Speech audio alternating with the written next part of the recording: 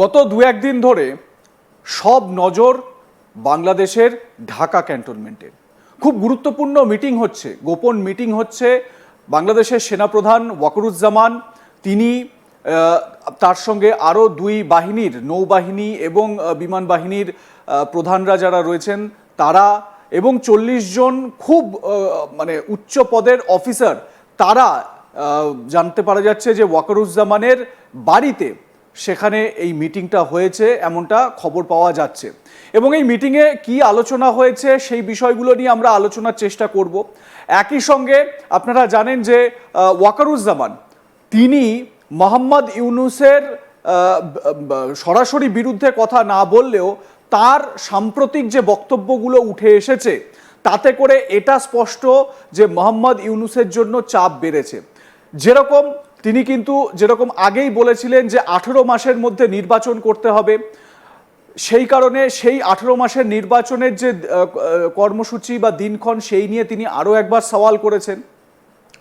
তারপরে এই যে হিউম্যান করিডোর টেকনাফ অঞ্চলে ইউএসএ এবং ইউনূসের যৌথ প্রয়াস, এই অঞ্চলে যে হিউম্যান করিডোর, যেখান থেকে বলা হচ্ছে যে ওষুধপত্র পাঠানো হবে, মানবিক সাহায্যার্থে বিভিন্ন পণ্য সেখানে পাঠানো হবে, ইত্যাদি ইত্যাদি ব্যবস্থা করা হচ্ছে বা করার প্ল্যানিং চলছে, এর একটা ঘোরতর বিরোধ করেছেন ওয়াকারুজ্জামান। তিনি স্পষ্ট বলেছেন যে এই মানবিক করিডোর বা এই ধরনের যে কোনো কাজ করতে গেলে একটা নির্বাচিত সরকার থাকা জরুরি। অন্তর্বর্তী সরকার যেটা নির্বাচিত সরকার নয়, সেই সরকার এই কাজ করতে পারে না। ভালো করে মাথায় রাখবেন, নির্বাচিত সরকারের কথা জোর দিয়ে বলছেন ওয়াকারুজ্জামান। কি হচ্ছে এই মুহূর্তে ঢাকা ক্যান্টনমেন্টে, কীরকমভাবে সব পরিস্থিতির আপডেট হচ্ছে প্রত্যেক মুহূর্তে, সেই বিষয়গুলো জানার চেষ্টা করব। আমাদের সঙ্গে এই মুহূর্তে অনলাইনে যোগ দিয়েছেন বাংলাদেশের বিশিষ্ট আইনজীবী নিঝুম মজুমদার। নিঝুমবাবু, আপনাকে স্বাগত আজ তাক বাংলায় আরও একবার। নিঝুমবাবু, যেরকম আমি শুরুতেই বললাম যে সব চোখ এখন ওই ঢাকা ক্যান্টনমেন্টে এবং ওয়াকারুজ্জামানের বিভিন্ন বক্তব্যে। পরিষ্কার দেখা যাচ্ছে যে মোহাম্মদ ইউনূস এবং সেনাপ্রধান ওয়াকারুজ্জামান, জেনারেল ওয়াকারুজ্জামান, এই দুটো ভাগে আড়াআড়ি বিভক্ত হয়ে গেছে এই মুহূর্তে বাংলাদেশ। আপনি পুরো বিষয়টা কিভাবে ব্যাখ্যা করবেন, আপনার প্রাথমিক প্রতিক্রিয়া জানতে চাইব। আপনাকে অনেক ধন্যবাদ। এই পুরো ব্যাপারটা তো হওয়ারই কথা ছিল। গত প্রায় 9 মাস ধরে আমরা শুনে আসছি যে জুলাই সংবিধির কথা বলা হচ্ছে, নতুন করে সংবিধান রচনা করা হবে, নতুন করে জুলাই ঘোষণা দেওয়া হবে, যার ফলে আপনার বাংলাদেশের যত প্রতিষ্ঠান আছে, যত সিস্টেম আছে, আইন আদালত যা কিছু আছে, সেগুলো আসলে সেকেন্ডারি হয়ে যাবে এবং সেগুলোর আর কোনো মূল্য থাকবে না। অর্থাৎ বাংলাদেশের যেই বর্তমান সংবিধান আছে সেটা মূল্যহীন হয়ে পড়বে এবং নতুন সংবিধানের আলোকেই সবকিছু বিবেচ্য হবে। তো সেটা যদি হয় তাহলে তো সবার আগে যার গলা কাটা যাবে, মানে মেটাফোর অর্থে, যে যিনি সবার আগে রিমুভড হবেন তিনি সেনাপ্রধান। সুতরাং এই জায়গাটাতে তো একটা সংঘাতের জায়গা আছেই, যে সেনাপ্রধান, রাষ্ট্রপতি, আমাদের বিচারালয়, সমস্ত কিছু। এমনিতেই বর্তমানে যেই জঙ্গিদের শাসনটা চলছে, এইটা তো আমাদের কোনো সংবিধান সম্মত নয়। এখানে সংবিধানে অন্তর্বর্তীকালীন কোনো সরকারের কোনো ধরনের প্রভিশনই নেই। অর্থাৎ গায়ের জোরে ক্ষমতা দখল করে এই একটা জঙ্গি টোকাই সরকারকে চালানো হচ্ছে। তো এর মধ্যে যখন জুলাই সংবিধি হবে তখন সেনাপ্রধান রিমুভড হবে। তো সেনাপ্রধান থাকা অবস্থাতে, তার শৌর্য বীর্য থাকা অবস্থাতে, তার একটা বাহিনী থাকার পরেও তিনি এটা সহ্য করতে যাবেন কেন? অস্ত্র তার কাছে, ক্ষমতা তার কাছে, তার বাহিনী তার কাছে, তারপরেও তিনি কিন্তু খুবই পোলাইটলি, খুবই ভদ্রভাবে এতদিন এসব সহ্য করে এসেছেন। একের পর এক সিদ্ধান্ত নেওয়া হচ্ছে, সেনাপ্রধানকে বা সেনাবাহিনীকে জানানো হচ্ছে না, বিমান বাহিনীকে জানানো হচ্ছে না, আপনার নৌবাহিনীকে জানানো হচ্ছে না। তো এই যে পুরো প্রক্রিয়াটা আপনার যথেচ্ছাচার, যা ইচ্ছা তাই করছে, যা মন চায় তাই করছে। তো স্বাভাবিকভাবে সেনাপ্রধান আসলে অনেকটা তাকে বাধ্য করে আপনার দেয়ালে পিঠ ঠেকিয়ে ফেলেছে। তিনি তো রিটালিয়েট করবেনই, এটাই তো স্বাভাবিক। একদমই ঠিক।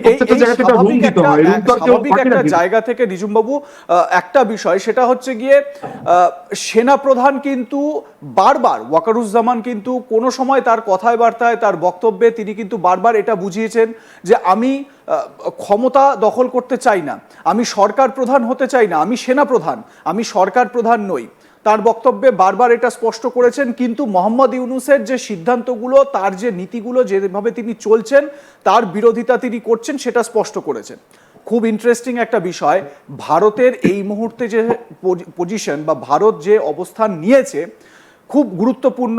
আপনি জানেন ভারতের সেনাপ্রধান জেনারেল উপেন্দ্র দ্বিবেদী কয়েক মাস আগেই একটি প্রেস কনফারেন্স করেছিলেন, তাতে বলেছিলেন বাংলাদেশের সেনাপ্রধানের সঙ্গে আমার যোগাযোগ রয়েছে, আমরা পরিস্থিতি নিয়ে আলোচনা করি, কিন্তু সরকারি তরফে বা দুই সরকারের মধ্যে আলোচনা তখনই হবে যখন নির্বাচিত একটা সরকার বাংলাদেশে আসবে। অর্থাৎ ভারত এবং বলা যেতে পারে বাংলাদেশের সেনাপ্রধানের যে অবস্থান, সেই অবস্থান কার্যত একই রকম, এই আসপেক্টে অন্তত বলা যেতে পারে।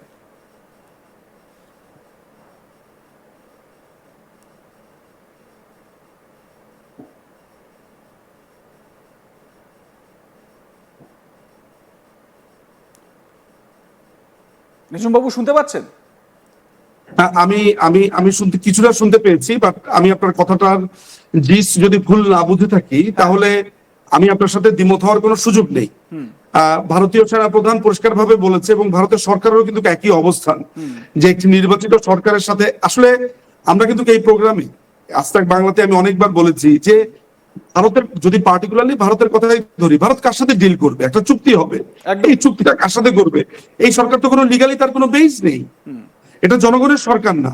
তো ভারত তো একটা গণতান্ত্রিক দেশ, সে চুক্তিও করবে এমন একটা দেশের সাথে যে নিজে গণতান্ত্রিক। ভারত কি আপনার অবৈধ শাসকের সাথে চুক্তি করবে, তাকে রেকগনাইজ করবে? হয়তোবা কোনো না কোনো ক্ষেত্রে হয়তোবা যোগাযোগ করার জন্য যোগাযোগ করতে হয়, কিন্তু রেকগনিশন সেটা তো আলাদা ব্যাপার। ফলে ভারতের সেনাপ্রধান যেটা বলেছে, বাংলাদেশের সেনাপ্রধান যেটা বলেছে, একটা সেন্সিবল কান্ট্রি বা সেন্সিবল প্রতিষ্ঠান বা ব্যক্তি একই কথা বলবে। আপনি সেনাপ্রধান অভিযোগ করেছে যে তাকে কোন রকমের কিছুই জানানো হয় না দেশের ব্যাপারে। এই যে করিডোরের ব্যাপারটা, আপনি একটা যুদ্ধ লাগিয়ে দিচ্ছেন একটা রাষ্ট্রের সাথে, কেন? আমাদের সর্বসাকুল্যে যে সেনাবাহিনী আছে, আমাদের যে আইন শৃঙ্খলা বাহিনী আছে, বা আমাদের যে দেশটা আছে, আমরা কি আসলে যুদ্ধে যাওয়ার মতো কোনো অবস্থানে আছি? আর যুদ্ধটা আমরা করবো কার সাথে? সেকেন্ড কোশ্চেন হচ্ছে যুদ্ধটা কেন করব? যুদ্ধটা করবো কার সাথে, কেন করব, কি প্রয়োজন? আমরা হচ্ছি কমপ্লিটলি একটা জোট নিরপেক্ষ রাষ্ট্র, সবার সাথে আমাদের বন্ধুত্ব, কারোর সাথে আমাদের শত্রুতা না, এটা হচ্ছে আমাদের পররাষ্ট্র নীতি। আমরা একটা ক্ষুদ্র দেশ পৃথিবীর বুকে, নিজেদের একটা গৌরব আছে, জাতিসত্তা নিয়ে, আমাদের মানুষ নিয়ে, দেশ নিয়ে, সেটা নিয়ে আমরা বেঁচে আছি। আমরা যুদ্ধটা করব কেন, কি কারণে? সো এই যে যুদ্ধ লাগানোর ধান্দা, অর্থাৎ আমেরিকার যেই ইচ্ছাটা, সেটা যখন আমেরিকার একটা পাপেট সরকারের মাধ্যমে অন্য দেশকে শাসন করবার তাগিদে